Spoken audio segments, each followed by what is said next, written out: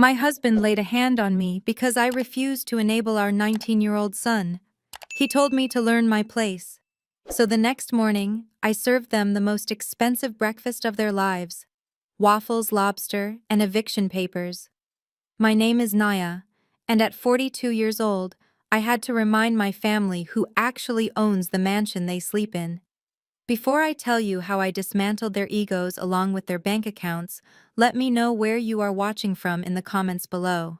Hit like and subscribe if you have ever had to remind someone that you are not the one to be played with. The crystal chandelier above our mahogany dining table in Buckhead, Atlanta, cost more than my husband Marcus made in his first 3 years of real estate. Tonight it cast a warm glow over the dinner party Marcus had demanded I host on 2 hours' notice.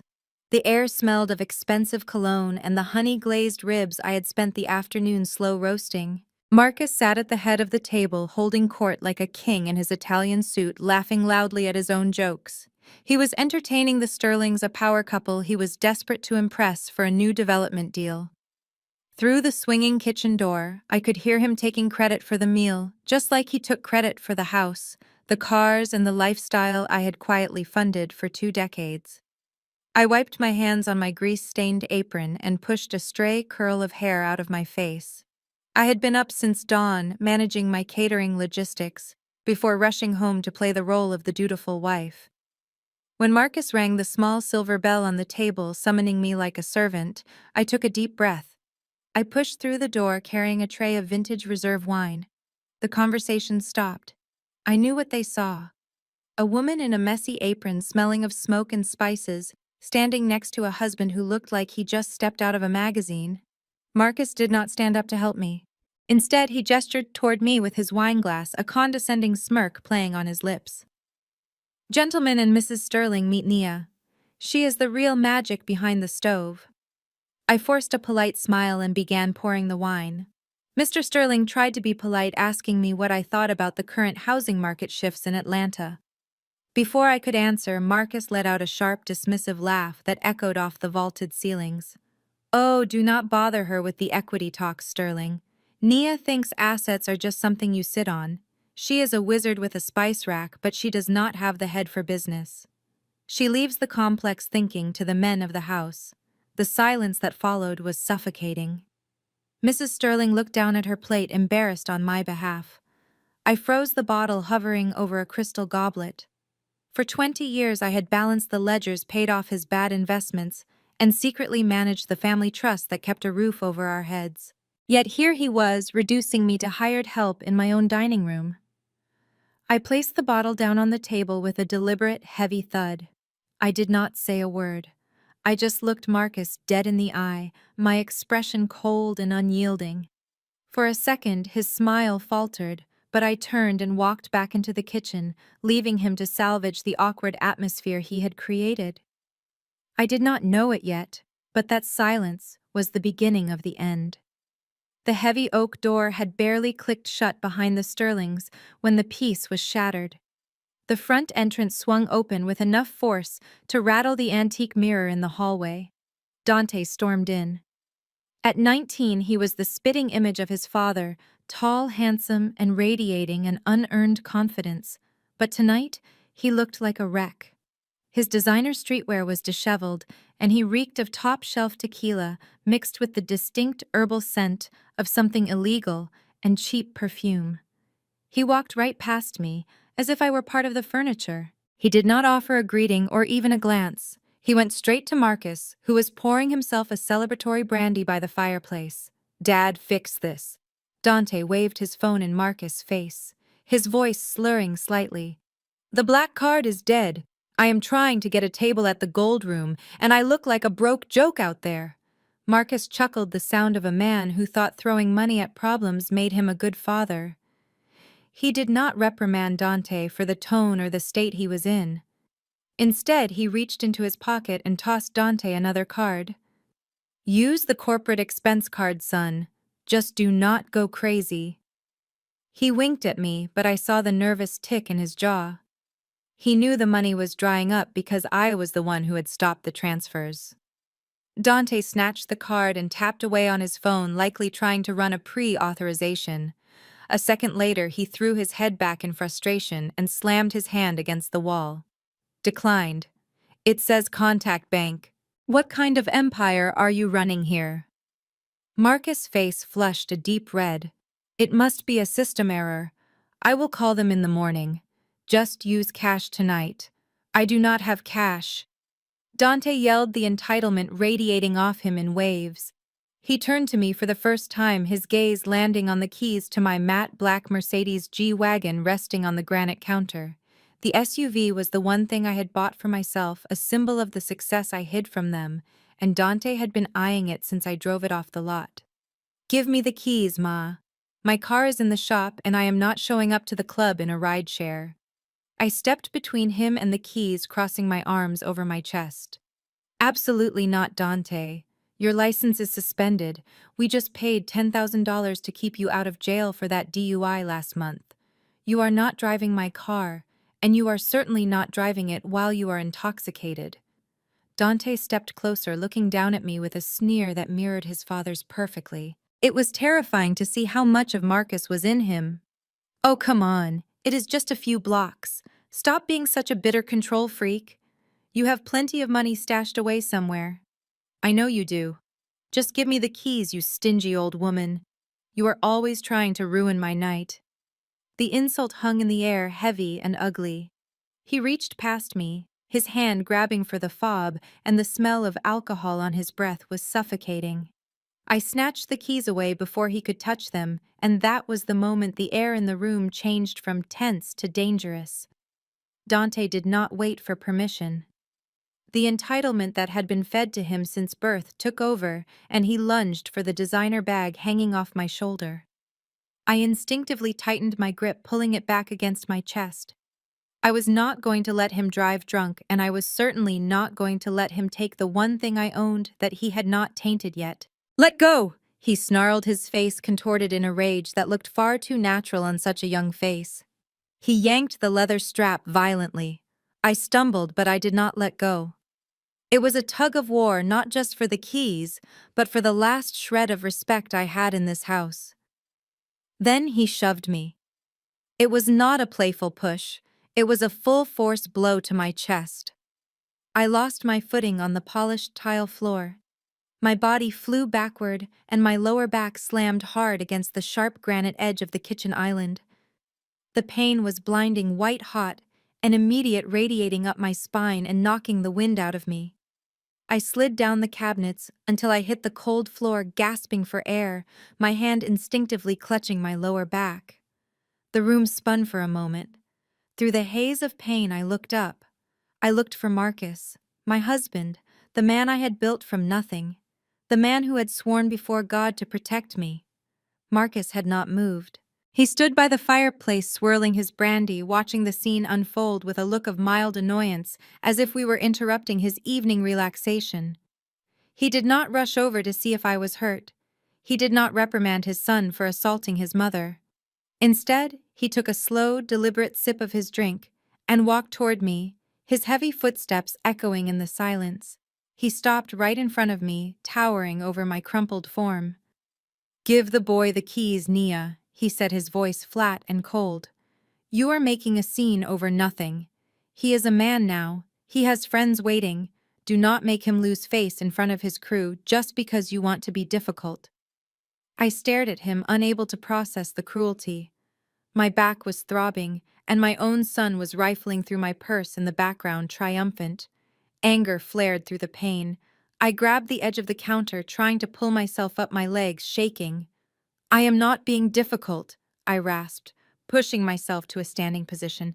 "I am being a parent, something you never bothered to do." The words barely left my lips before his hand connected with my face. The sound was like a gunshot in the quiet kitchen. It was a heavy, open-handed slap that carried 20 years of resentment and toxic pride. The force of it sent me crashing back down to the floor, my cheek burning as if it had been branded. I tasted copper in my mouth. Silence fell over the room, heavy and suffocating. Dante froze by the door keys in hand, looking at his father with a mix of shock and awe. Marcus adjusted his cufflinks calmly, as if he had just swatted a fly. "Stay down," he spat, his eyes dark. "And fix your attitude before morning. I have the investors coming for breakfast at 7 sharp. I want the full spread, eggs, waffles, the works. Do not embarrass me again with this defiance, or tonight will seem like a gentle warning. Stop acting like a victim and learn your place." He turned his back on me and walked out of the kitchen, signaling Dante to follow. I lay there on the cold tile, the taste of blood in my mouth, listening to them laugh in the hallway as if I were nothing more than a piece of broken furniture. The coldness of the imported Italian tile seeped into my bones, but it was nothing compared to the chill spreading through my heart. I lay there on the kitchen floor for what felt like hours, but was likely only minutes. The silence of the house was broken by the aggressive roar of an engine outside. It was the distinct growl of my G-Wagon. Dante was tearing out of the driveway, probably already speeding toward the nightlife district, reckless and unchecked. He had taken what he wanted, just like his father taught him. Then came another sound drifting down from the master suite upstairs. The rhythmic, heavy snoring of my husband. Marcus was asleep. He had assaulted his wife, humiliated the mother of his child, and then simply walked upstairs and fallen into a peaceful slumber. That sound was the final nail in the coffin of my marriage. I did not cry. I waited for the tears, for the familiar sting of heartbreak, but my eyes remained dry. The well of sadness had finally run dry, leaving only a cold, hard resolve in its place. I pushed myself up from the floor. My lower back throbbed and my cheek pulsed with a dull heat, but I ignored the pain. I walked through the darkened house, passing the family portraits on the wall that now looked like lies framed in gold. I entered the downstairs powder room and flipped on the light. The woman staring back at me in the vanity mirror looked different. There was a smear of blood at the corner of her mouth, and a red handprint blooming across her cheek. But her eyes were not the eyes of a victim. They were the eyes of a predator who had finally decided to hunt back. I turned on the gold faucet and splashed cold water on my face, washing away the metallic taste of blood and the last traces of the submissive wife Marcus thought he owned. I dried my face with a plush monogrammed towel. I looked at my reflection one last time. Goodbye, Nia the peacemaker. Goodbye, Nia the enabler. I reached into the hidden pocket of my apron and pulled out my phone. It was not the phone Marcus paid the bill for. It was a secondary device, one I kept for my real business. I pressed my thumb against the screen and the Secure Vault app opened instantly, revealing a dashboard of offshore accounts, forensic accounting reports, and legal drafts that I had spent 5 years compiling. I scrolled past the bank balances that would make Marcus weep and opened a secure messaging channel. There was only one contact listed. I typed out the command that would burn my old life to the ground and erect a fortress in its place. My thumb hovered over the send button for a fraction of a second, not out of hesitation but out of savoring the moment. I pressed send. The message was short and lethal. Activate Plan Omega. 7 a.m. tomorrow. 4 in the morning is a lonely time, but it is the only time I have ever truly owned. The house was silent save for the rhythmic thud of my chef knife against the heavy wooden cutting board. Thud, thud, thud. I was breaking down a prime cut of beef for the steak and eggs Marcus demanded, but my mind was dissecting a different kind of carcass. The carcass of the last 20 years. The sharp steel sliced through the marbling, and I saw myself at 22. I was not just Nia, the quiet girl in the corner back then.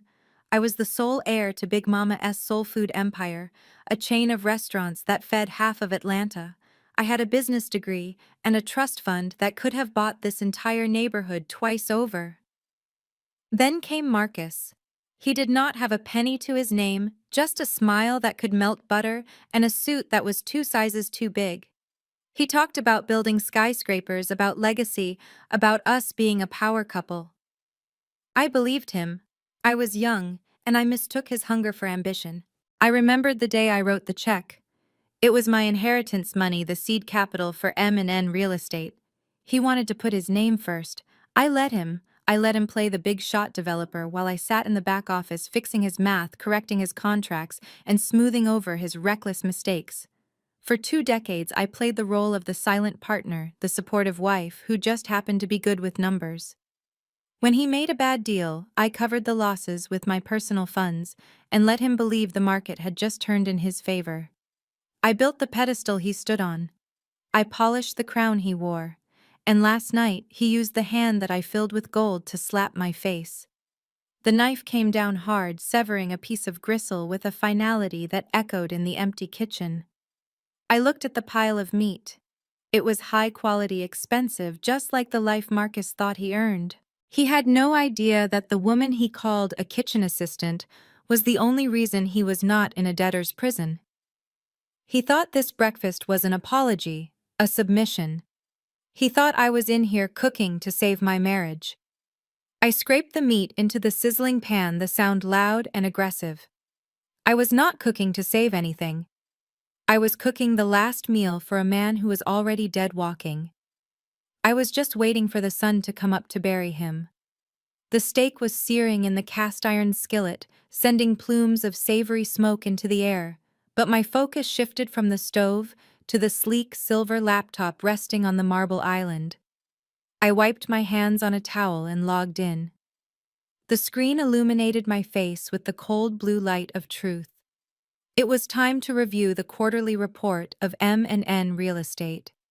Marcus always bragged that the M stood for Marcus, and the N was just a silent partner. He had no idea how loud that silence actually was. I pulled up the transaction history. It was a digital crime scene of incompetence and arrogance. There it was in black and red. A withdrawal of $15,000 labeled office renovations. I clicked on the details. The funds had not gone to a contractor. They had gone to a boutique in Buckhead known for diamond tennis bracelets and silk lingerie. He was not renovating the office. He was renovating his mistress. I scrolled down further. Another $20,000 wired to an offshore exchange platform. Crypto. Marcus had bought into the hype at the absolute peak, convinced he was a financial visionary. The portfolio was now down 90%. He had taken the operating capital meant for the new housing project and set it on fire. For 5 years I had played the role of the invisible safety net. Every time he overdrew the corporate account, I quietly transferred funds from my personal trust to cover the deficit. When he missed a tax payment, I filed the extension and paid the penalty. I let him walk around Atlanta chest puffed out thinking he was a self-made tycoon. I let him lecture me about fiscal responsibility while he was hemorrhaging money on bad bets and cheap thrills. He truly believed his success was due to his brilliance. He did not know he was living on an allowance. I looked at the projected cash flow for the next week. Without my intervention, the company payroll would bounce on Friday. The mortgage on this house, which he thought he paid, would default in 10 days. He was standing on a trap door, and I had been the one holding the latch closed. Not anymore. I moved the cursor to the recurring transfer setting. The line read, Monthly Insolvency Coverage Transfer. I hovered over the button that said Cancel. My finger did not tremble. I clicked it. A small pop-up window appeared asking if I was sure. I have never been more sure of anything in my life. I confirmed the cancellation. The safety net was gone. The next time Marcus tried to swipe that black card or write a check, he would find out exactly what he was worth. 0. I closed the laptop with a satisfying snap and turned back to the stove. The meat was done. And so was he. At 5:30 in the morning, the darkness outside the kitchen window was absolute, but the lights inside were blindingly bright. The silence was broken only by the soft click of the deadbolt on the back service door. I did not turn around. I knew who it was. The door swung open, and a gust of cool morning air rushed in, followed by the rhythmic clicking of heels on the tile. Chloe stepped into the light. My sister-in-law looked nothing like the fragile socialite Marcus always dismissed her as. He liked to call her the white trophy wife behind her back, mocking her soft voice and her taste in pastel cardigans. He thought she was weak. He thought she was decorative. He was about to find out that she was the most dangerous person in Atlanta. She was not wearing pastels today. She was dressed in a sharp charcoal trench coat over a black business suit, her blonde hair pulled back in a severe no-nonsense bun. In her hand, she carried a heavy leather briefcase that looked like it contained nuclear launch codes. She set it down on the marble island with a heavy thud that rattled the silverware I had just laid out.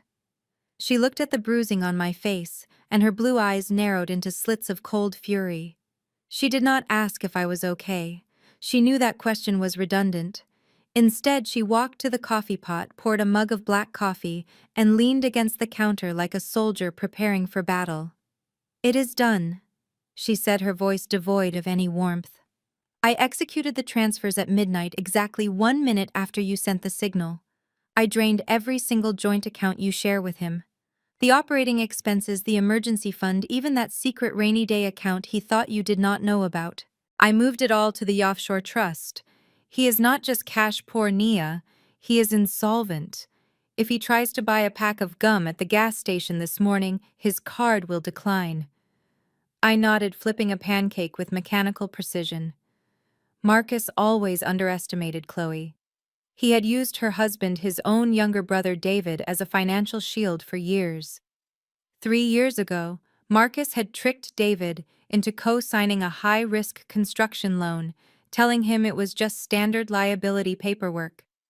When the project went belly up, the creditors came after David's dental practice. They almost lost everything. Chloe had stood by her husband, fighting the banks and saving their livelihood, while Marcus shrugged and claimed it was just business. She had never forgiven him. She had spent the last 3 years studying forensic accounting just for this moment. She opened the briefcase and spread the documents out next to the waffle iron. The papers were flagged with color-coded sticky notes, a paper trail of Marcus's destruction. "I found the original loan documents," she said, tapping a page with a manicured fingernail. "He forged David's signature on the second extension. That is a felony, Nia. I have the handwriting analysis to prove it. I am not just here to watch him go broke. I am here to send him to prison." She looked at the extravagant spread of food I was preparing, the lobster tails and the truffle butter. "You are feeding him like a king," she observed, a dark smile playing on her lips. "It is the last meal," I replied, plating the food. "He needs his strength for the fall." Chloe closed the briefcase with a snap. "Good. Because by noon he is going to wish he had starved." Chloe reached into the leather briefcase and began arranging the documents on the kitchen island with the precision of a blackjack dealer. The visual contrast on the marble counter was jarring. On the left side sat silver platters of lobster tails, dripping in truffle butter, golden waffles stacked high, and crystal carafes of fresh blood orange juice. On the right side lay the sordid wreckage of my marriage, captured in high definition and black ink. It was a buffet of betrayal served alongside the most expensive breakfast I had ever cooked. First came the photographs. Chloe laid them down one by one like tarot cards, predicting a violent future. They were not blurry shots taken from a distance. These were crystal-clear close-ups of Marcus entering the Ritz-Carlton with a woman young enough to be his daughter. She was wearing a diamond tennis bracelet that looked suspiciously like the one he claimed he had lost during a business trip to Miami last month. I looked at the images and felt nothing but a cold, hollow validation. He had not just cheated. He had been arrogant about it. He had used the company credit card for the room service. Chloe tapped the ledger next to the photos with a manicured finger. "He spent $5,000 on champagne that weekend, Naya. While you were negotiating with vendors to keep food costs down for the catering business, he was drinking your profits with a girl who barely looks legal." Next came the legal documents. These were the ones that made my blood run cold. Chloe unfolded a thick stack of papers and smoothed them out next to the platter of crisp bacon. It was a second mortgage application on this house. My grandmother's house. The house that was supposed to be in a protected trust, untouchable by his reckless hands. But there at the bottom of the page was my signature. It was a good forgery, but it was not perfect. The loop on the end was too wide and the slant was too aggressive. He had signed my name to borrow $500,000 against the only legacy I had left. He had leveraged our home to pay off his crypto debts. Chloe pointed to the notary stamp at the bottom. I tracked down the notary. She is the cousin of his mistress. We have her on record admitting she never saw you sign this. That is fraud, Nia. That is grand larceny. He stole your name to sell your roof. But the final piece of evidence was the heaviest. Chloe pulled a small tablet from her bag and propped it up against the fruit bowl. She pressed play. The video was grainy night vision footage from a dashboard camera. It showed a sleek black sports car weaving through traffic on the interstate at dangerous speeds. I recognized the custom license plate immediately. It was Dante's car, the car Marcus had bought him for his 18th birthday, despite my protests. On the screen, the black car clipped a sedan, sending it spinning violently into a guardrail. Sparks flew. The sedan crumpled. And Dante did not stop. He accelerated his taillights, disappearing into the night. Chloe paused the video on the frame, showing the damage. This is from 3 months ago, she said, her voice low and dangerous. The police buried it because Marcus paid off the officer on duty. $50,000 from the construction fund went to a silent account linked to the precinct. He did not just raise a spoiled brat, Nia. He is raising a criminal. He covered up a hit and run to protect his image while letting his son believe he is above the law. I looked at the screen, at the twisted metal of the innocent driver's car. I looked at the forged mortgage papers that threatened to leave me homeless. I looked at the photos of my husband betraying our vows. And then I looked at the breakfast spread. It was a feast fit for a king. And it was going to be the backdrop for his execution. I picked up the stack of photos and placed them squarely in the center of his empty porcelain plate, right where his steak should be. Let them come down, I said, my voice steady. Breakfast is served. At 6:30, the morning light was just beginning to bleed through the heavy velvet curtains of the master bedroom. I slipped out of the kitchen, leaving Chloe to guard the evidence, and ascended the stairs. The house was still quiet, the silence thick with the impending storm. I entered the walk-in closet, a space Marcus had designed to showcase his extensive collection of suits and shoes, while relegating my clothes to a cramped corner. But he did not know about the hidden panel behind the full-length mirror. I pressed the hidden latch, and the mirror swung open, revealing a small climate-controlled vault. Inside hung the wardrobe of the woman I actually was. I stripped off the stained, oversized t-shirt and the worn leggings I wore to clean the house. They fell to the floor in a heap, a discarded skin of the submissive wife. I reached into the vault and pulled out a garment bag. Inside was a bespoke power suit, tailored in Milan, a deep oxblood red that screamed authority and danger. The fabric was a luxurious wool-silk blend that draped perfectly over my frame, structured and sharp. As I buttoned the jacket, the transformation began. I was no longer Nia the cook. I was Nia, the architect of empires. I sat at the vanity table and opened my jewelry box. For years I had worn simple, unassuming pieces, letting Marcus believe his flashy gifts were the height of luxury. Today I reached for the velvet pouch at the bottom. I pulled out a diamond necklace, the stones large and flawless, glittering like ice in the dim light. These were not the cubic zirconia Marcus bought me to keep me quiet. These were real investment-grade diamonds purchased with the dividends from my own company. I fastened the clasp around my neck, the cold metal sending a shiver of power down my spine. I added matching diamond studs and a heavy platinum watch that cost more than Marcus's car. Next came the face. I looked at the reflection in the mirror, the bruise on my cheek blooming purple and angry. I did not flinch. I opened my makeup kit and began the work of concealment. A layer of color corrector, a foundation that matched my skin perfectly, a dusting of powder. The bruise disappeared, buried under a mask of flawless perfection. I applied a sharp winged eyeliner and a coat of matte red lipstick that matched the suit. I swept my hair up into a sleek high bun, securing it with gold pins. When I stood up, the woman in the mirror was a stranger to this house. She was tall, imposing, and radiated a cold, terrifying elegance. Her eyes were hard, her posture rigid. She did not look like someone who would beg for forgiveness. She looked like someone who would grant it or deny it at her whim. I adjusted the cuffs of my jacket and took a deep breath, inhaling the scent of expensive perfume and impending victory. I was ready. The wife was gone. The CEO had arrived, and she was about to conduct her most important hostile takeover yet. Outside the manicured hedges of the estate, the birds were singing, but a different kind of predator was moving through the shadows. Chloe had not hired mall cops. She had hired a private security firm that specialized in high-risk asset protection. 4 men dressed in tactical black moved with the silence of ghosts through the morning mist. They did not speak. They communicated with sharp hand signals and subtle nods, securing the perimeter with military precision. The first target was the massive wrought iron gate at the end of the driveway. It was Marcus's first line of defense against the world he owed money to, but now it was his prison bar. The lead technician opened the control panel box at the gate entrance. With a few swift movements, he bypassed the keypad entry system and installed a remote override. The keypad flashed red, then went dark. The codes Marcus used and the codes Dante used to sneak girls in late at night, none of them would work anymore. The only way in or out was through the small black remote currently sitting in Chloe's pocket. The perimeter was sealed tight. Any attempt to force the gate would trigger a silent alarm that went directly to the local precinct where I had already filed a preliminary report. Inside the detached 3-car garage, the air smelled of gasoline and expensive wax.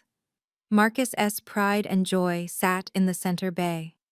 It was a vintage Porsche he had bought with the money meant for the employee pension fund. The security team did not slash the tires or break the windows. That would be amateur, and we were not here to vandalize. Instead, the mechanic of the group popped the hood and efficiently removed the starter relay. It was a clean surgical incapacitation. When Marcus tried to turn that key later to flee the consequences of his actions, the only sound he would hear would be the hollow click of failure. His escape route was cut. Inside the dining room, the stage was fully set.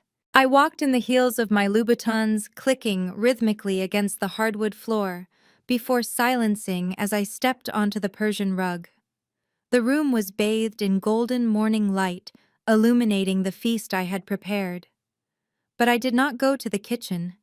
I did not stand by the sideboard ready to serve coffee like a maid. I walked straight to the head of the table. That chair with its high back and ornate lion carvings had been Marcus's throne for 20 years.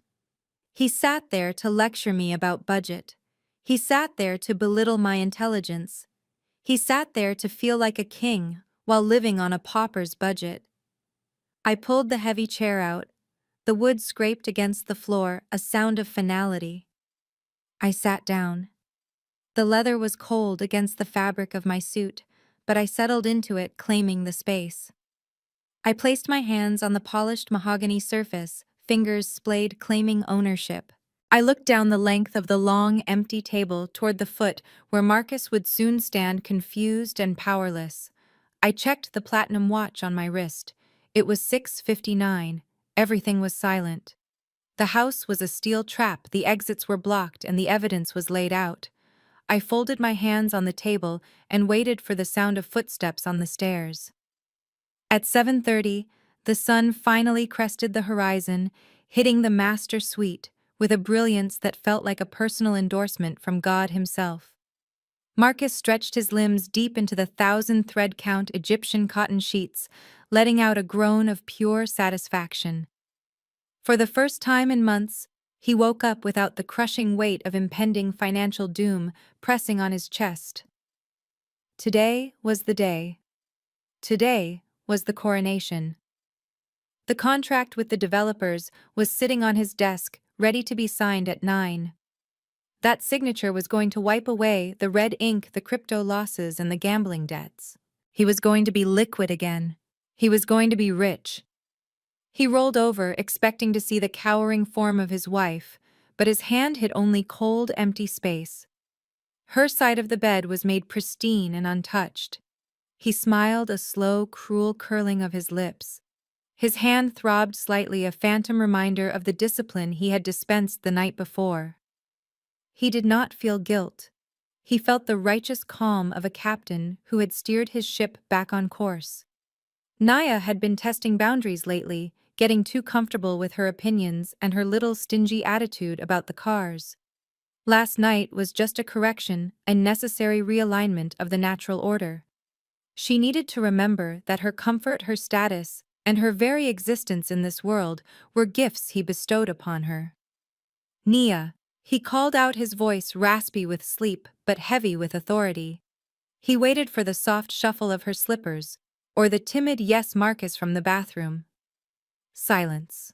The house was quiet. Too quiet for a morning that was supposed to be a celebration of his genius. He sat up, swinging his legs over the side of the bed and planting his feet on the plush carpet. He glanced at the clock. 7:35. She should be up here with his coffee by now. She should be hovering, anxious to please, desperate to smooth over her mistakes from yesterday. He stood up and walked to the window, looking out over the sprawling lawn that he used as collateral for 3 different loans. He did not see the foreclosure notices in his mind. He only saw his kingdom. He turned back to the empty room, and a flash of irritation pricked at his good mood. She was probably downstairs, hiding in her kitchen, trying to make herself useful. That was her pattern. Whenever she knew she was wrong, she tried to buy his forgiveness with food. She was likely down there right now, sweating over the stove, terrified that the eggs might be too runny or the toast too brown. Good, he muttered to the empty room, grabbing his silk robe. Let her sweat, let her panic a little. Fear was a good motivator. I will go down there and inspect her work. If everything is not perfect, I will have to be firm with her again. Maybe cut her allowance or take the keys to that truck for a month. She needs to understand that silence is not enough. I need total submission. That woman is down there right now thinking she can just cook her way back into my good graces. I am going to have to re-educate her on how this household actually runs. He tightened the belt of his robe, his movements sharp and aggressive, preparing to descend the stairs and claim the victory he believed he had already won.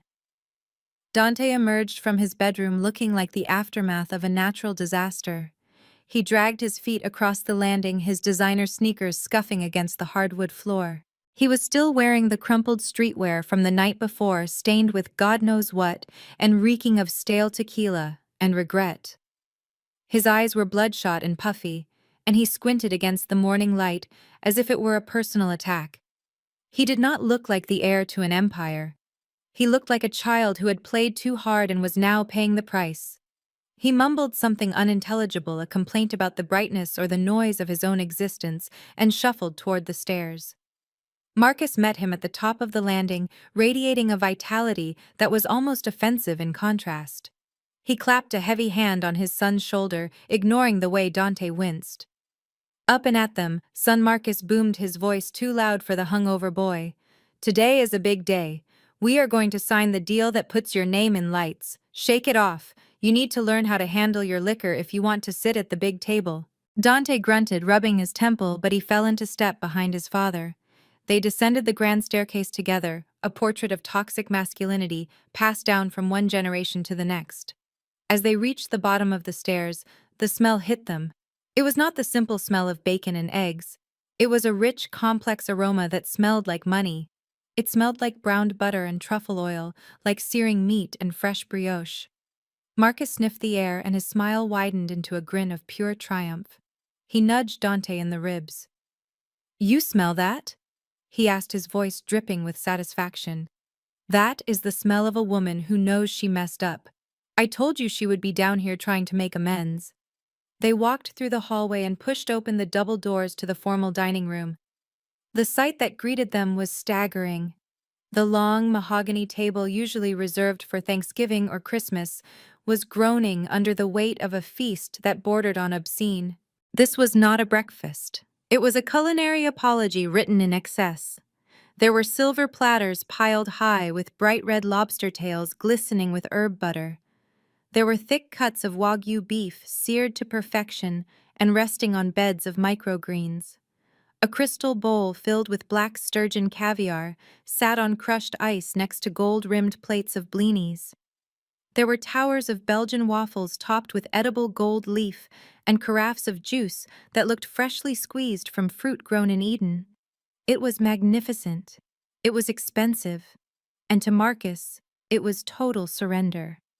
He walked to the table, his eyes sweeping over the lavish spread with a look of hungry ownership. He turned to Dante, gesturing grandly at the food as if he had cooked it himself. "Look at this," he said, his chest puffing out. "Do you see this, Dante? This is what happens when you assert your authority." Last night she was defiant. She thought she could tell us what to do. But one firm hand, one reminder of who runs this house, and look at the result. She is not just cooking breakfast, she is begging for forgiveness on a silver platter. This is the lesson, son. Women like your mother need structure. They need to be reminded of their place. You slap them down once and they come back serving lobster. He laughed a deep, dark sound of victory and pulled out his chair ready to feast on his wife's submission. Marcus reached for the heavy chair at the head of the table, the spot he had claimed as his birthright since the day we moved in. He adjusted his cufflinks, preparing to hold court over the feast. But as he looked down ready to load his plate with the spoils of his perceived victory, he stopped. There was no food on the gold-rimmed china setting in front of him. Instead, there was a thick manila folder resting squarely in the center of the plate. It was stark ugly and out of place amidst the crystal and silver. It looked like a legal summons sitting on a banquet table. He frowned, his good mood instantly souring. "What is this?" he muttered, reaching out to flick the offending object away with a dismissive hand. He assumed it was a bill or some domestic nuisance I had left for him to sign. He did not even intend to open it. He just wanted it gone so he could eat his lobster. He picked up the folder, ready to toss it onto the floor like trash. "Do not sit there, Marcus." The voice that cut through the room was not the timid whisper he was used to. It was a command, deep, resonant, and laced with absolute authority. Marcus froze, the folder hovering in midair. He turned his head slowly, expecting to see me in my apron, perhaps looking apologetic for the clutter. What he saw made him drop the folder. It landed with a heavy slap on the table, breaking the silence like a gavel. I stepped out from the shadows of the hallway and into the pool of morning light. I was not wearing the stained, oversized t-shirt he had last seen me in. I was not wearing the apron that smelled of grease and smoke. I was wearing the oxblood power suit, the fabric shimmering slightly as I moved. The diamonds at my throat caught the light, sending prisms dancing across the walls. My hair was swept up high and tight, revealing the sharp line of my jaw and the diamond studs in my ears. I stood tall, my posture rigid and commanding, my hands clasped loosely in front of me. I looked at him, not with fear or adoration, but with the cold appraisal of a judge staring down the accused. "That is not your seat anymore," I repeated, my voice steady and devoid of emotion. "That chair is for the head of the household, and you no longer hold that title." Marcus stared at me, his mouth opening and closing like a fish pulled from water. He blinked rapidly, trying to reconcile the image of the submissive wife he had beaten down the night before with the queen standing before him. He looked at the suit, the jewelry, the face that bore no trace of the bruise he had put there, thanks to the heavy concealer. For a moment there was no anger, just pure, unadulterated shock. He did not recognize me. After 20 years of marriage, he was looking at a stranger. "Nia," he finally choked out, his eyes scanning my outfit with a mix of confusion and dawning horror. "What are you wearing? Where did you get that necklace? Is this a joke? You think playing dress-up is going to change the fact that you serve me? Sit down and pour the coffee before I lose my patience." I did not move. I did not flinch. I simply smiled, a small, terrifying curving of my lips that did not reach my eyes. "I am not pouring anything, Marcus, and you are not sitting down. You are going to stand there and you are going to listen, because the woman you thought you broke last night does not exist. She died on that kitchen floor. And the woman standing in front of you owns the chair you are trying to sit in." The swinging door to the kitchen opened again, but it was not a member of the catering staff. It was Chloe. She walked into the dining room carrying a silver coffee pot, her heels clicking sharply against the floor. She was not wearing the soft pastels Marcus always mocked her for. Today she was dressed in a sharp black blazer that matched the security team outside, her expression devoid of the nervous smile she usually wore around my husband. Marcus watched her approach, his confusion deepening. He extended his empty mug, assuming she was there to serve him, just as he assumed every woman in his life existed to cater to his needs. Chloe walked right past him. She did not even glance at his outstretched hand. She walked to the head of the table where I sat and placed a delicate porcelain cup in front of me. With steady, deliberate movements, she poured the steaming dark roast into my cup, placed the silver pot on a trivet, and then took her place standing behind my right shoulder like a loyal guard. The disrespect was palpable and intentional. Marcus slammed his hand on the table, making the crystal glasses jump. "What the hell is this?" he roared, his face flushing a deep, angry red. "Chloe, why are you here? Did you put her up to this? Where is your husband?" "I do not have time for your little games. I have a multi-million-dollar contract to sign in an hour.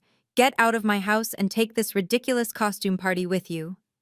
Chloe did not flinch. She did not look at him. She kept her eyes fixed on the middle distance, her posture perfect and unyielding. I took a slow sip of the coffee. It was perfect. I set the cup down with a soft clink that sounded like a gunshot in the silent room. "You are not signing anything today, Marcus," I said, my voice calm and cold. "Unless it is a confession." I reached for the manila folder he had tried to discard earlier. I opened it and pulled out the thick stack of glossy, high-resolution photographs. With a flick of my wrist, I fanned them out across the table. They slid over the white tablecloth covering the expensive china and landing amidst the lobster and waffles. The images were undeniable. Marcus kissing his mistress in the lobby of the Ritz. Marcus handing over the diamond bracelet he claimed was lost. Marcus laughing in a private cabana while I was home balancing his books. He looked down, and the blood drained from his face, leaving him ashen. He recognized the dates. He recognized the locations. He recognized the end of his deception. I leaned forward, resting my elbows on the table, my eyes locking onto his terrified gaze. "You wanted a feast, Marcus. You wanted to be treated like a king. So eat. Look at the betrayal you bought with my money. Look at the lies you fed me for 20 years. Eat up, Marcus. Stuff yourself. You are going to need your strength for court." Marcus looked at the glossy photographs of his infidelity scattered among the lobster and waffles. Instead of shame, a twisted arrogance washed over his face. He let out a harsh, barking laugh and swept his arm across the table, sending a crystal goblet crashing to the floor. He straightened his tie, staring at me with a look of pure condescension, as if I were a child trying to play a grown-up game. "You think this scares me, Nia?" he sneered, his voice dripping with venom. "You think a few pictures are going to break me? Go ahead, file for divorce. Take your little evidence to a lawyer. Do you know what you will get? Nothing. Absolutely nothing. Because I am the one who makes the money in this house. I am the one who built this empire. You are just a housewife with a glorified hobby. You do not have a dime to your name that I did not give you. Without me, you are destitute. You will be on the street before the ink dries on the papers." I did not scream. I did not argue. I simply reached into the pocket of my blazer and pulled out a sleek black remote control. I pointed it at the massive 80-inch screen mounted on the far wall of the dining room, usually reserved for Marcus to watch sports or bore guests with his property renderings. "Watch closely, Marcus," I said, my voice dangerously calm. The screen flickered to life. It did not show a football game. It displayed a high-definition corporate organizational chart and a series of bank authorization records. At the very top of the pyramid was a holding company named Omega Holdings. Below it, dangling like a puppet on a string, was M&N Real Estate. Marcus squinted at the screen, confusion warring with his arrogance. "What is this?" he demanded. "Why are you showing me my company paperwork?" "It is not your company," I replied, walking slowly toward the screen, my heels clicking rhythmically on the floor. "It never was." Look at the incorporation documents, Marcus. Look at the name. M and N Real Estate. You always told everyone the M stood for Marcus. You let them assume the N was just a silent partner or maybe a nod to your ego. I tapped the screen where the letter N was highlighted in bold gold letters. The N stands for Nia. And if you look at the equity split right there in the corner, you will see the truth you were too arrogant to check for 20 years. I own 90% of the voting stock. I own the assets. I own the intellectual property. You own nothing but a title and a salary. Marcus' face went slack, his mouth opening and closing as he struggled to process the information. That is impossible. He stammered, backing away as if the screen were physically attacking him. I signed the papers. I am the CEO. You signed employment contracts. I corrected him mercilessly. You signed performance reviews. You never read the fine print because you thought you were too smart to be managed. But I have been managing you since day one. Oh. I built the safety nets. I covered the losses. And I allowed you to play boss because it kept you happy. But that ends today. I pressed a final button on the remote. The screen changed to a formal letterhead. It was a termination notice effective immediately. You are just an employee, Marcus, I said, my voice devoid of pity. A liability. And as the majority shareholder, I have made an executive decision. You are fired for cause. Embezzlement, gross misconduct, and incompetence. You do not have a golden parachute. You do not have a severance package. You are walking out of here with exactly what you brought into this marriage. Nothing. Dante slammed his fist onto the table with enough force to make the silverware jump. His face was twisted in a rage that mirrored his father's, but with the added desperation of a spoiled child, suddenly realizing the candy store was closing. He pointed a shaking finger at me, his eyes wild. Dad, do something, he screamed, his voice cracking. Don't let her talk to you like that. Smash her face in. She's lost her mind. This is our house. She's just the cook. Put her back in her place. I looked at my son. Really looked at him. I saw the $20,000 watch on his wrist that I had paid for. I saw the designer clothes that cost more than most people's rent. I saw a young man who had never been told no, never worked a day in his life, and had learned from his father that women were objects to be used and discarded. For years, I had made excuses for him. I told myself he was just young, just spirited. I shielded him from consequences, hoping he would grow out of it. But standing there, watching him advocate for violence against his own mother, I realized I hadn't been protecting him. I had been poisoning him. Dante. I said, my voice soft but cutting through his hysteria like a razor. Sit down. You are not a man. You are a parasite. And the host has just died. He scoffed, trying to maintain his bravado, but I saw the fear flickering in his eyes. You can't do anything to me, he sneered. Dad takes care of me. Does he?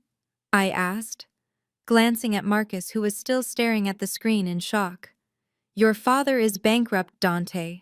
But let's talk about you. You love that black sports car, don't you? The one you used to run a family off the road 3 months ago. Dante went pale. How do you? It's gone, I interrupted. I called the leasing company this morning. Since the payments were coming from my personal account, I reported it stolen by an unauthorized driver. They picked it up an hour ago from where you left it at the club. The police have the dashcam footage, by the way. I imagine they'll be here shortly to discuss your hit and run. He stumbled back, hitting the wall. But my cards. I need cash. Declined, I said simply. All of them. Every credit card, every debit card, every secret allowance account your father set up. They are all linked to the corporate funds, and those funds are frozen. You have $0 to your name, son. No, he whimpered, looking like a child lost in a supermarket. I have school. I have my frat dues. About that, I continued, twisting the knife. I checked your student portal this morning. It seems the university has finally caught on to the fact that you paid someone to take your midterms. The expulsion email hit your inbox 10 minutes ago. You're not a student anymore, Dante. You're just an unemployed, uneducated criminal with a pending court case. I walked closer to him until I was standing right in front of him. He shrank away, the bravado completely evaporated. You wanted to be a big man, Dante. You wanted to treat women like dirt and live like a king. Well, welcome to the real world. In the real world, you don't get to eat if you don't work. And you certainly don't get to live in my house after you assault me. I am resigning as your bank, your maid, and your shield. Figure it out. Or starve. It is entirely up to you. The realization that he was not the king but the jester finally broke Marcus. His face twisted into a mask of pure, unadulterated hatred. He did not care about the money anymore, or the reputation, or the son crying in the corner. He only wanted to hurt the woman who had dared to expose him. With a roar of primal rage, he lunged across the table, scattering crystal glasses and overturning the caviar. His hand was raised, that same heavy hand he had used the night before, aiming for my throat this time. He never reached me. Before he could take 2 steps, 2 shadows detached themselves from the corners of the room. The bodyguards Chloe had hired moved with the terrifying speed of apex predators. One caught Marcus by the wrist, mid-swing, twisting his arm behind his back with a sickening pop. The other slammed him chest first against the wall, holding him there with the casual ease of a man handling an unruly child. Marcus struggled, kicking and spitting, but he was pinned. He was powerless. For the first time in our marriage, he was physically unable to intimidate me. I did not step back. I stepped closer. I reached into the folder one last time and pulled out a single yellowed document protected in a plastic sleeve. It was not a printout. It was an original deed signed in 1965. I held it up to his face so he could read the fine print through his tears of pain. Do you recognize this address, Marcus? Because you certainly tried to mortgage it yesterday.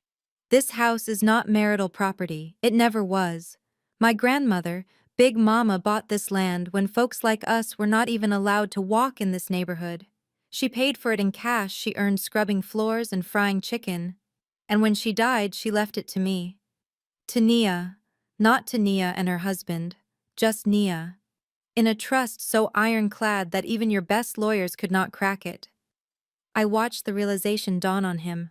The house he bragged about at the country club, the estate he used to project an image of generational wealth, it was never his. He was just a guest. A guest who had overstayed his welcome by 2 decades. You are not the lord of the manor, Marcus. You are a squatter. You have been living here rent-free, eating my food, sleeping in my sheets, and driving cars paid for by my inheritance. And you had the audacity to raise your hand to the landlord. I signaled to the bodyguards. They hauled him upright, his expensive suit rumpled and stained with the food he had demanded. Get him out of here, I said, my voice ringing with finality. Throw him in the street where he belongs. And Marcus, take your son with you. I am done raising boys who think they are men. Get out of my house. The reality of his destitution hit Marcus like a physical blow, but instead of surrender, it triggered a psychotic break. The man who had spent 20 years believing he was the king of Atlanta could not process the fact that he was actually a pauper living on my charity. His face turned a shade of purple I had never seen before, his eyes bulging with a mixture of disbelief and homicidal rage. He looked at the deed in my hand, then at the luxury around him, and finally at me, the woman he had underestimated for 2 decades. The mask of the sophisticated businessman slipped away entirely, revealing the violent abuser underneath.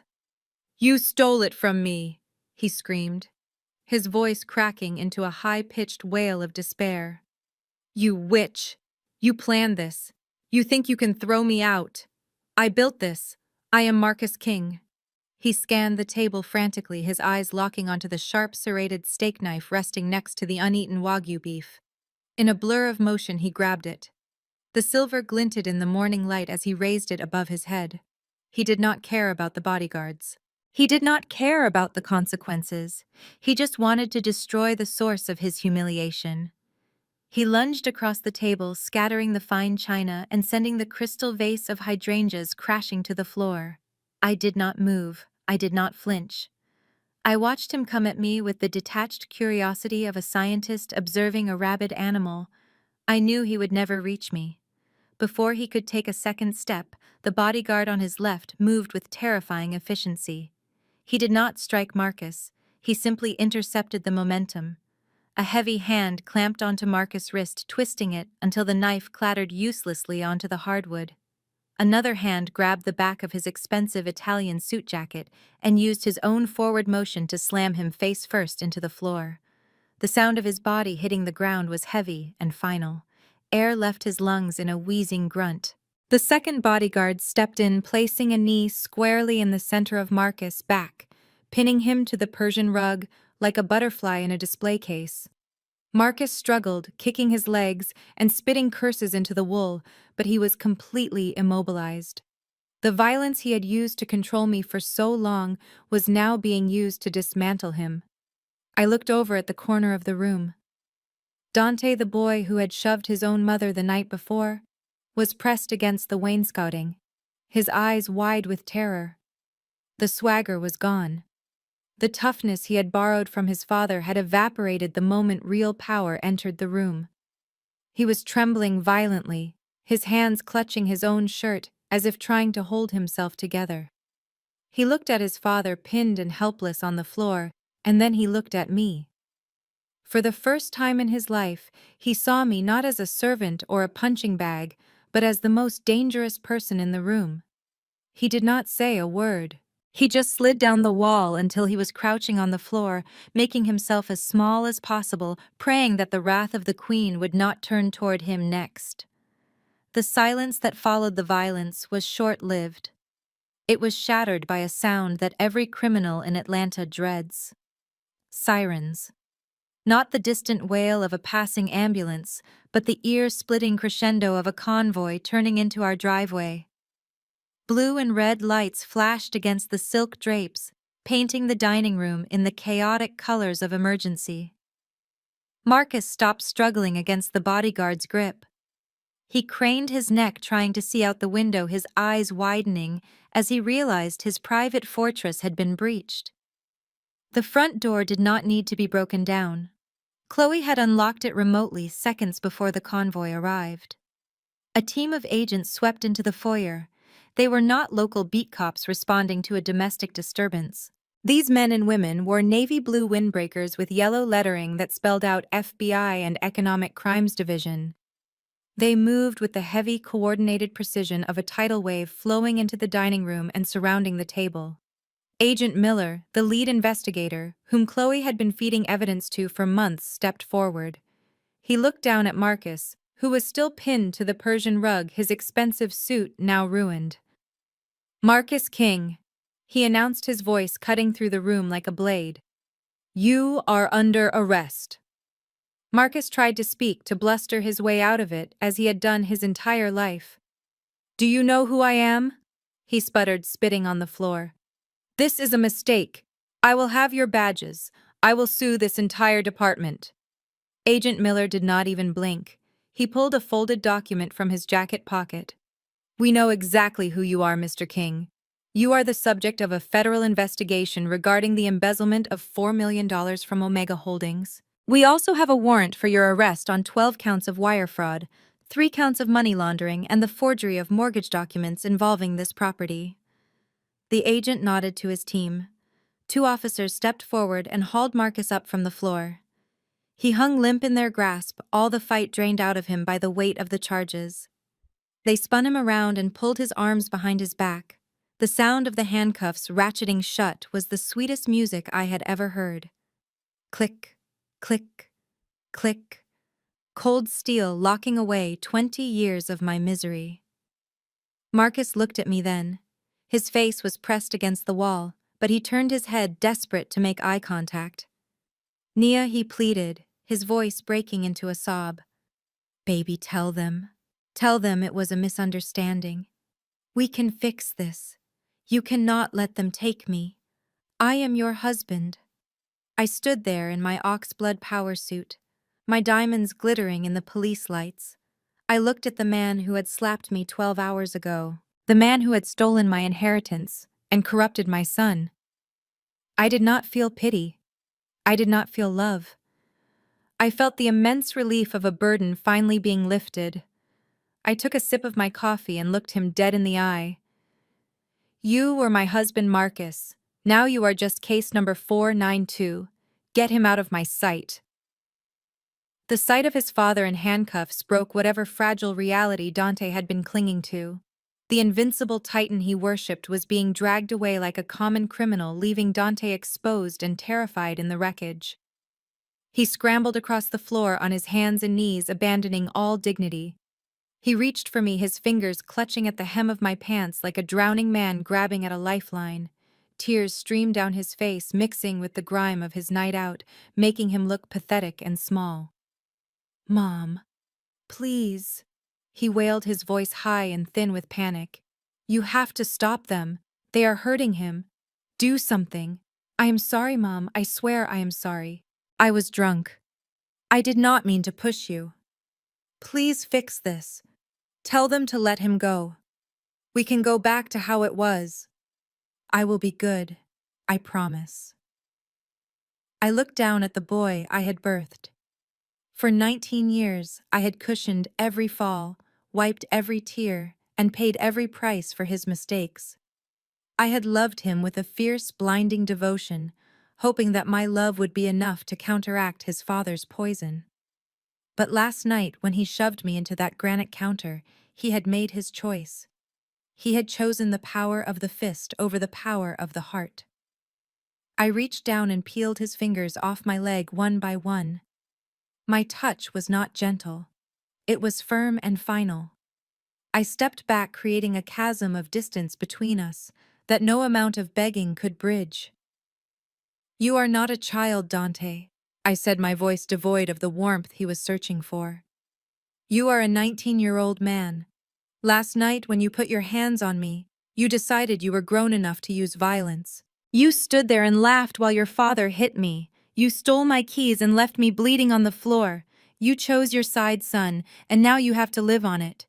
"But Mom," he sobbed, reaching for me again. "I am not your bank anymore," I cut him off. "I am not your lawyer, and I am certainly not your doormat. You wanted to be a tough guy like your father. Well, tough guys do not hide behind their mother's skirts when the bill comes due." Before he could respond, a shadow fell over him. Another officer stepped forward, holding a different set of cuffs. "Dante King," he said, his tone professional and bored. "We also have a warrant for your arrest regarding a felony hit-and-run incident on September 4th. We have video evidence placing you at the scene and forensic evidence from the vehicle matching the victim's paint. Stand up and put your hands behind your back," Dante screamed as they hauled him up. It was a raw sound of pure terror. He looked at me, his eyes wide and pleading, begging for the intervention that had always saved him before. "Mom, help me!" he shrieked as the metal clicked around his wrists. "Do not let them take me." I watched them drag him toward the door, following the path his father had just taken. I did not look away. I did not flinch. I let him see that the well of my forgiveness was finally empty. "You wanted to drive the big cars, Dante," I called out to his retreating back. "Now you get to take the ride. Drive safe." I turned away from the door and walked back to the table, picking up my coffee cup. The silence that settled over the room was heavy, but for the first time in 20 years, it felt clean. The heavy double doors of the estate swung open, and the morning sun hit Marcus like a spotlight on a stage he never wanted to step onto. But the real blinding light came from the strobe of camera flashes waiting at the bottom of the porch steps. I had not just called the police, I had called the press. I had tipped off every hungry journalist and gossip columnist in Atlanta that the great Marcus King was about to fall, and they had shown up in droves. The driveway was lined with news vans, their satellite dishes pointed at my house like accusatory fingers. Reporters shouted questions over the din of the sirens, thrusting microphones toward the officers dragging my husband and son away. "Mr. King, is it true you embezzled millions? Dante, do you have a comment on the hit-and-run allegations?" The noise was a cacophony of judgment, and for a man like Marcus who lived and died by his public image, it was a fate worse than death. Beyond the press cordon, the neighbors had gathered. This was Buckhead, where appearances were everything and scandal was social currency. The doctors, the lawyers, the old money socialites, they stood at the edge of their manicured lawns in their silk robes and designer jogging suits, sipping coffee and watching the spectacle with hungry eyes. I saw Mrs. Vanderwall from next door whispering behind her hand to the HOA president. I saw the look of collective schadenfreude on their faces. They had always tolerated Marcus's loud arrogance, but they had never truly accepted him. Now they were witnessing his absolute destruction, and they were eating it up. Marcus stumbled as the officers guided him down the steps. The man who always walked with his chest out and his chin high was now hunched over, trying desperately to bury his face in his shoulder to hide from the cameras. He was no longer the titan of industry. He was a fraud in a ruined suit, his wrists bound in silver bracelets he had not paid for. The shame radiated off him in palpable waves. He knew that every flash of the camera was a nail in the coffin of his reputation. He would be the lead story on the noon news, the trending topic on social media, the cautionary tale told at country club dinners for years to come. Dante was shoved into the back of a separate cruiser. He was sobbing openly now, his face pressed against the window, looking like a frightened child watching his world disappear. The flashing blue lights illuminated his tear-streaked face, a stark contrast to the tough guy mugshot he had probably practiced in the mirror. I stood in the doorway framed by the grand entrance of the house I owned, watching them go. I did not hide. I did not look away. I let the cameras capture me too, the woman in the power suit standing tall amidst the wreckage. The survivor, the victor. I wanted the world to see that while the King Empire had fallen, the Queen was still standing. The car doors slammed shut with a finality that echoed across the lawn. As the convoy began to roll down the driveway, followed by a swarm of press vans, I felt the last tether of my old life snap. The neighbors watched the cars disappear and then slowly turned their eyes to me. I did not shrink from their gaze. I met it head-on. Let them look. Let them talk. They were not looking at a victim anymore. They were looking at the owner. The officer placed a heavy hand on top of Marcus' head, preparing to guide him into the back of the federal vehicle. "Wait!" I said, the single word cutting through the noise of the sirens and the shouting reporters. Agent Miller signaled his team to pause. Even in handcuffs with his life in ruins. Marcus straightened up slightly. I could see the desperate flicker of hope ignite in his eyes. He thought I was cracking. He thought that after 20 years of conditioning, the sight of him being taken away was finally too much for me to bear. He thought I was coming to save him. I walked down the stone steps of the porch, my movement slow and deliberate. The heels of my shoes crunched softly on the gravel driveway, a sound that seemed to echo in the sudden hush that fell over the immediate vicinity.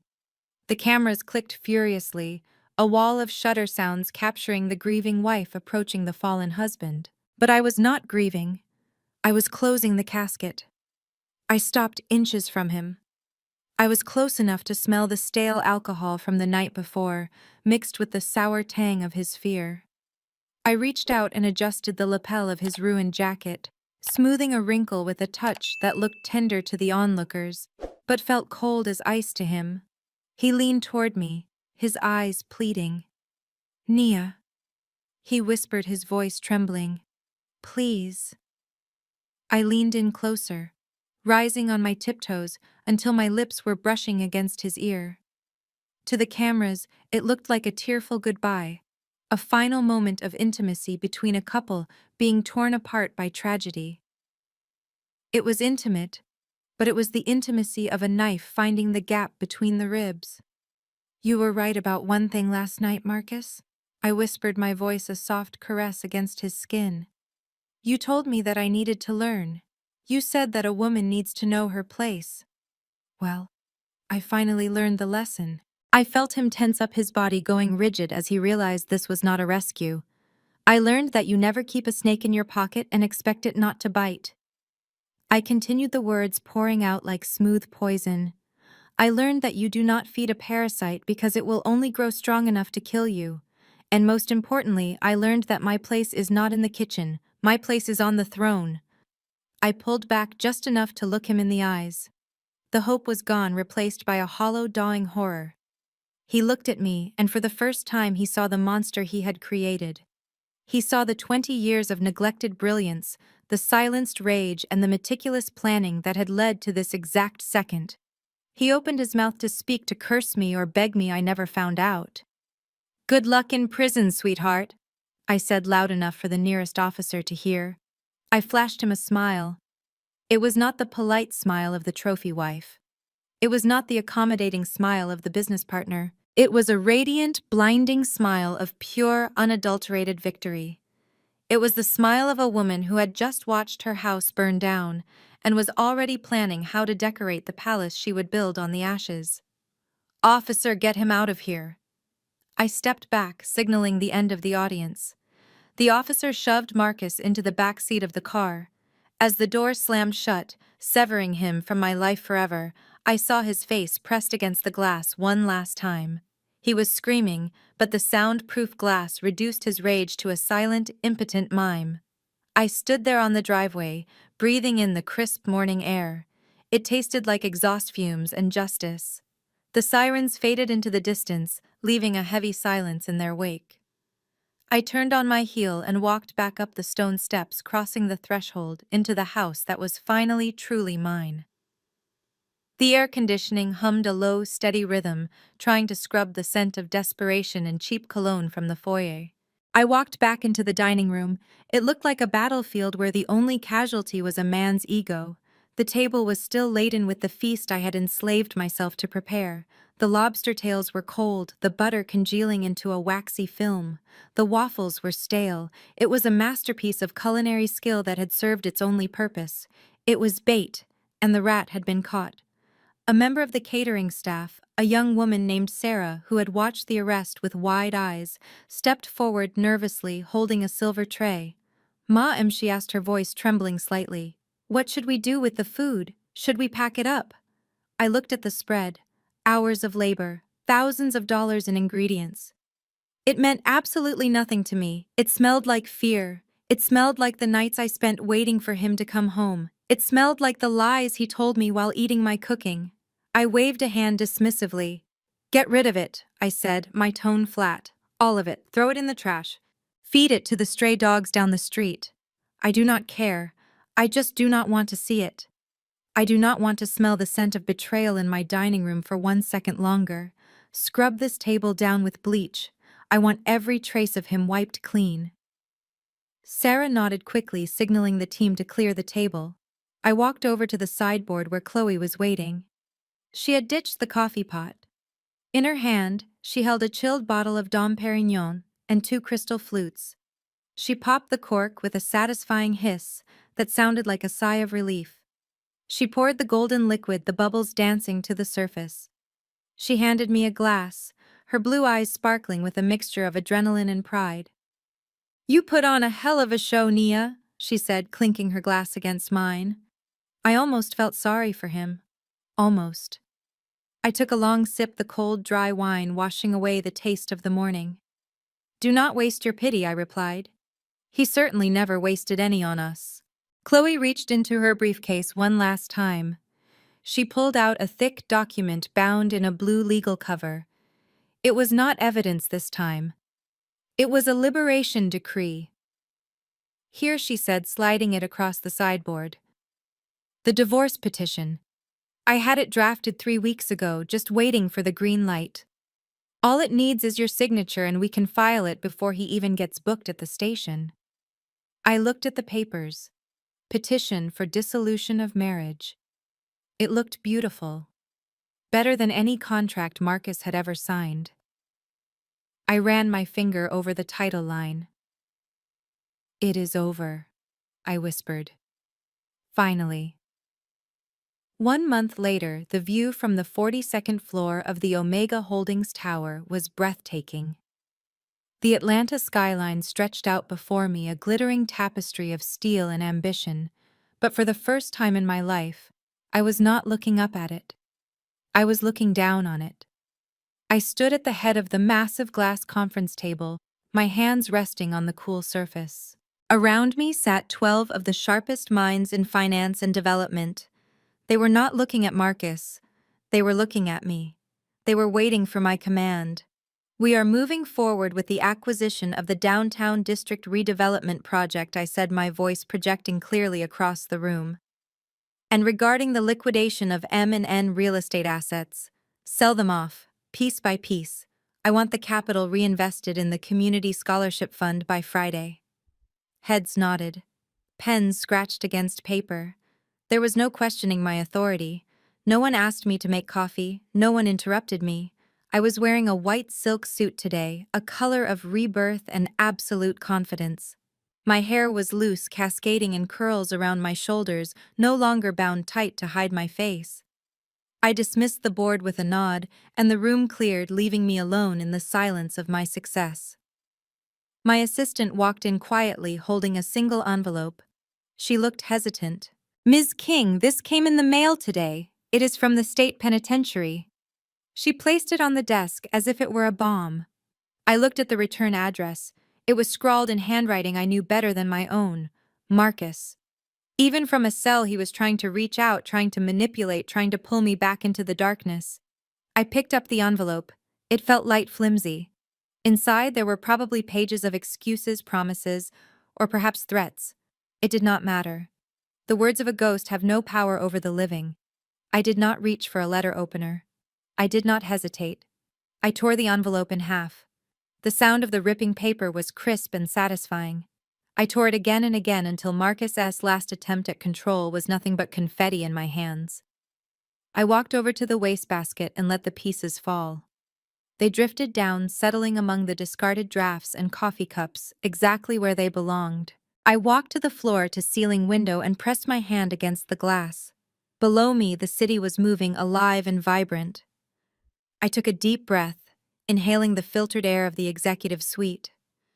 For 20 years, I had held my breath, waiting for the other shoe to drop, waiting for the next blow, waiting for permission to exist.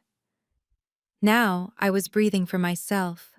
I was wealthy beyond measure, but that was not the victory. The victory was the safety. The victory was knowing that when I went home tonight, the only sound I would hear would be the peace I had created. I looked at my reflection in the glass. The bruise on my cheek was gone, faded into a memory.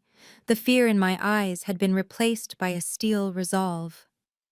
They love to say that Black women are just angry. They call us bitter. They call us hard.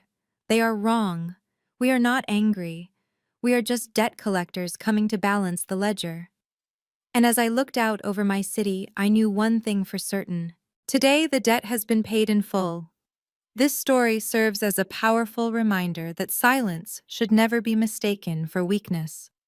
Nia's journey teaches us that true strength isn't about enduring disrespect for the sake of keeping the peace, but about strategically reclaiming your power. It highlights that enabling toxicity only feeds the monster, and sometimes the most loving thing you can do for yourself is to let others face the consequences of their actions. Your value is inherent, not determined by those who refuse to see it. Never dim your light to make others comfortable. Instead, build an empire they can only dream of entering. If you believe that respect is non-negotiable and justice is best served, cold hit that like button and subscribe for more stories of triumph.